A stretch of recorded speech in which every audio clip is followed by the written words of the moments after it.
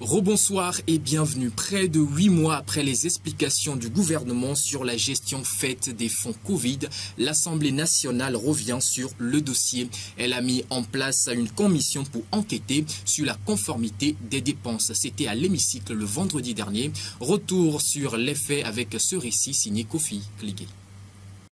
Les dépenses faites dans le cadre de la lutte contre la Covid-19 sont régulières, conformes et sincères.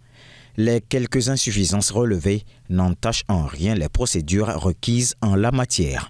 L'essentiel est que les mesures économiques, sociales et financières ont permis de soulager les populations en difficulté. Fin de citation.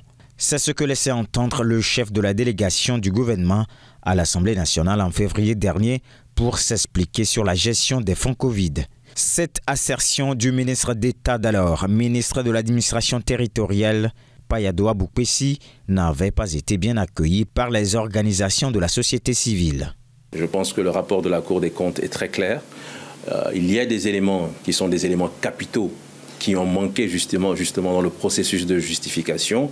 Lorsqu'on vous dit, par exemple, que des marchés de plusieurs centaines de millions de francs CFA ont été confiés à des personnes qui n'ont pas de carte d'opérateur économique, je pense que même dans l'urgence, cela ne peut pas arriver. C'est une situation inacceptable qui vient encore confirmer que la corruption sévit à l'état endémique dans notre pays. La première réaction pour nous, c'est de porter l'affaire en justice afin que les responsabilités soient situées. Nous, les organisations de la société civile, nous avons déposé une plainte ce matin et avons qualifié les faits qui se trouvent dans le rapport, notamment un double abus de confiance envers les citoyens et envers les plus hautes autorités du pays, notamment fraude fiscale ou évasion fiscale et entre autres la sortie de flux illicitement gagnés vers l'extérieur. Nous souhaitons vivement qu'une suite judiciaire soit donnée à ce dossier, notamment par le biais de l'ouverture d'une information judiciaire